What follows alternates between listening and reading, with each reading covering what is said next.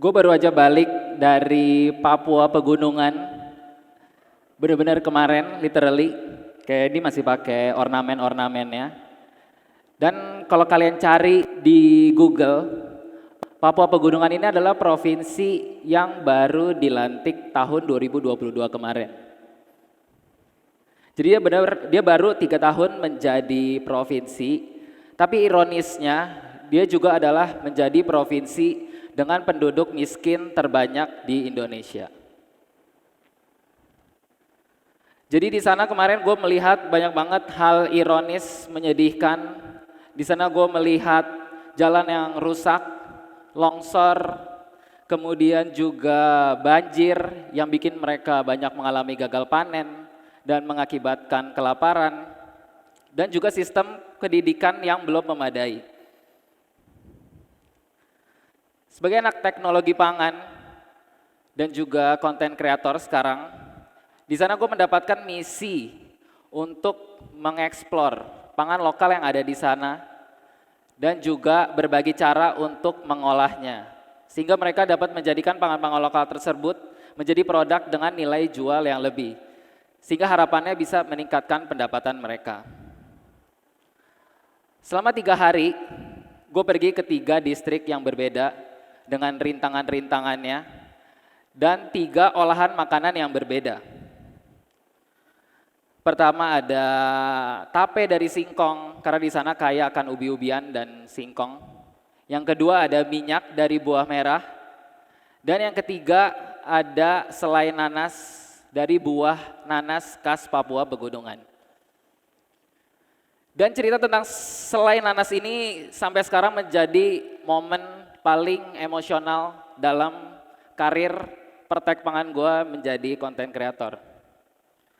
Karena di suatu distrik bernama Jiwika, ibu-ibu di sana mereka bilang banyak nanas tumbuh di sana dengan keunikannya, dengan rasa yang manis kayak madu, bentuk yang besar, berair, kemudian juga wangi yang harum sekali.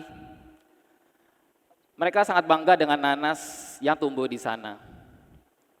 Tapi mereka belum pernah mengolah buah-buah tersebut karena mereka merasa cukup dengan memakan buah itu secara langsung. Jadi ketika mendengar kata selai, mereka merasa terkejut, mereka belum pernah dengar selai itu apa. Dan ketika mereka tahu selai itu adalah produk lembut yang bisa dicocol dengan ubi dan singkong di sana, mereka benar-benar antusias untuk mendengar dan mempelajarinya. Dan di sana gue benar-benar semangat untuk mengajari mereka.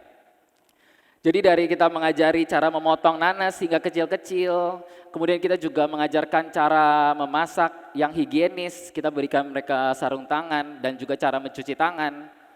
Kemudian juga kita ajari mereka untuk berpikir secara inovatif, mereka bisa tambahin rempah-rempah yang tumbuh di sana. Kita juga mengajarkan cara mereka kreatif mengemas selai nanas dengan rapi dan bahkan memberikan nama yang unik untuk produk mereka nanti bisa dijual. Dan momen emosional ini muncul ketika akhirnya selai nanas yang mereka tambahin jahe ditumbuh di tempat mereka, ini akhirnya jadi dan kita semua berkumpul membentuk lingkaran, kita duduk di lantai bersama-sama dan kita mencicip selai nanas itu untuk pertama kalinya. Ketika selai nanas ini masuk ke mulut mereka, reaksinya masih belum bisa hilang dari ingatan gue sekarang. Karena setiap nonton videonya pun gue masih merasa kaget dan juga tercengang. Karena ketika mereka mencoba selai nanas ini, benar-benar ekspresi ceria, mata mereka melotot, senyum lebar, dan juga rasa bangga yang mereka dapatkan karena mereka berhasil mengolah makanan yang mereka punya di sana menjadi selai nanas yang menarik dan bisa dijual. Di sini gue merasa kalau mereka mendapatkan proses yang gue sebut sebagai pencerahan pangan atau food revelation. Di mana akhirnya mata mereka dan pikiran mereka terbuka, mereka sadar kalau pangan-pangan lokal yang tumbuh di sekitar mereka ini bisa diolah menjadi produk dengan nilai jual yang tinggi. Dan harapannya bisa meningkatkan pendapatan dan ekonomi mereka. Dan dari mereka pun juga gue belajar, gue juga mendapatkan pencerahan pangan ini. Karena gue sadar betul kalau ternyata teknologi pangan benar-benar sepenting itu dalam masyarakat. Dan juga sepenting itu untuk bisa disampaikan informasinya ke semua orang. Dan ngomongin penting gak penting, sebenarnya gue ada pertanyaan buat kalian. Gue pengen tanya seberapa penting makanan bagi diri kita. Jadi kalian bisa angkat tangan, kalian sebut angkanya dari 1 sampai 5, dari skala gak penting sampai sangat penting. Kalian boleh angkat tangan. Oke, dan sekarang gue ngeliat banyak angka 5, artinya kita semua sepakat kalau ternyata makanan itu sangat penting bagi diri kita. Karena kita butuh makanan buat hidup, kita butuh makanan untuk rasanya, kita butuh nutrisinya untuk kehidupan kita yang lebih sehat. Tapi sekarang ada pertanyaan kedua. Menurut kalian, seberapa dalam kalian memikirkan makanan kalian? Jadi ini dalam skala 1 sampai 5, gue cuma butuh kalian berpikir dalam kepala kalian. Dan gue bakal bantu dengan tangga kesadaran makanan yang gue buat. Jadi kalau kalian misal ada di level 1, ini artinya kalian masih memikirkan makanan dari segi sensori saja. Kalian cuma pikir makanan dari warna, bentuk, rasa, atau instant gratification, cuma rasa kenyang yang kalian terima. Kalau kalian naik ke level 2, artinya kalian udah memikirkan makanan dari segi nutrisi dan kesehatannya. Naik lagi ke level 3, kalian udah memikirkan efek sosial dari makanan kalian, entah itu dari segi budaya, identitas. Kalau kalian bisa naik lagi ke level 4, kalian udah memikirkan asal, muasal, proses yang terjadi pada makanan kalian, hingga dampak lingkungan yang diberikan oleh makanan kalian. Dan kalau kalian udah sampai level terakhir di level 5, kalian udah memikirkan etika, kesejahteraan, dan juga dampak global yang makanan punya. Jadi kalau kita udah memikirkan kesejahteraan petani yang menghasilkan makanan kita udah memikirkan dampak global lain, misalnya ekonomi atau politik. Jadi kalian coba pikirin dalam kepala kalian, menurut kalian, kalian ada di level mana? Karena gue mau sebenarnya coba tebak. Kalau benar coba ngangguk aja dikit-dikit, gue bakal liatin. Jadi menurut gue kebanyakan dari kalian masih ada di level 1 sampai 2. Nah, udah ngangguknya bareng-bareng semua ini. Gue pun masih ada di level 1 sampai 2, setidaknya sampai kurang lebih 5 tahun yang lalu. Gue belajar kalau sebenarnya ada yang aneh. Tadi kita jawab makanan itu sangat penting bagi kita. Tapi kenapa nggak banyak orang yang benar-benar memikirkan secara dalam tentang makanannya? Sampai sekarang gue belajar kalau ternyata makanan itu lebih kompleks dari kebutuhan untuk hidup dan juga nutrisinya. Gue percaya kalau dunia kita berpusat pada makanan, di mana makanan bermain peran penting dalam macam-macam aspek kehidupan manusia kayak ekonomi, sosial, budaya, dan politik bahkan dan sebagainya. Jadi hari ini gue di sini ingin berbagi perspektif gue sebagai food technologist, anak teknologi pangan, tentang kesadaran pangan atau food revelation. Harapannya adalah kalian dapat mendapatkan kesadaran pangan ini sendiri dalam hidup kalian. Dan harapannya juga adalah kalian dapat memilih makanan yang lebih baik dan berdampak ke depannya.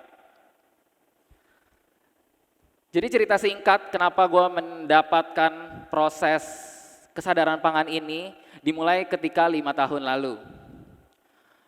Dan gue bakal bercerita tentang salah satu project teknologi pangan gue bernama Project Zero. Ini adalah project asal muasal Naktekpang akun gue di sosial media.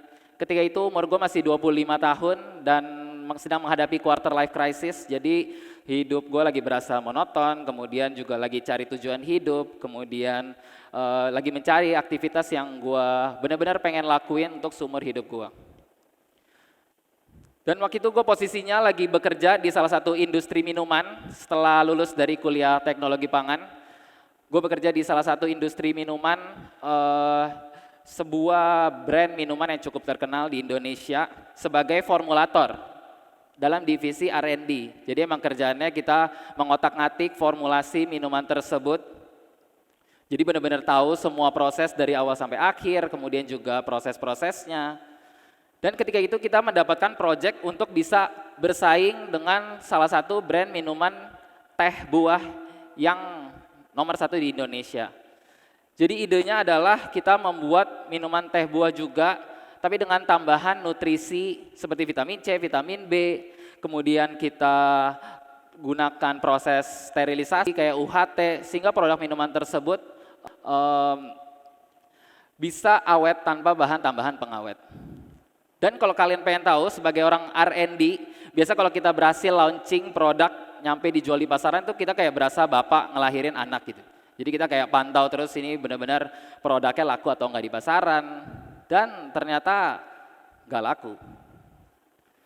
Jadi sebagai bapaknya waktu itu gue benar-benar penasaran kenapa produk ini bisa enggak laku. Kita minta tim marketing untuk survei dan akhirnya alasannya cukup simpel tapi ternyata mencengangkan buat gue.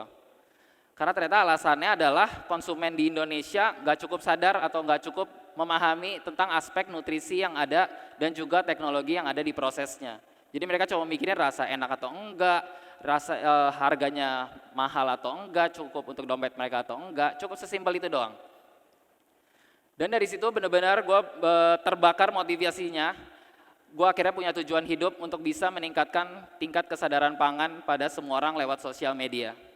Dan akhirnya itu yang menumbuhkan akun sosial media Naktekpang, dan sebenarnya hari ini dia lagi ulang tahun ke-5, pas banget di bulan Mei.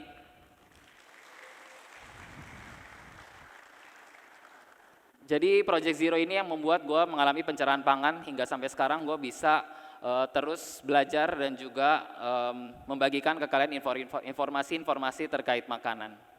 Jadi apa itu pencerahan pangan?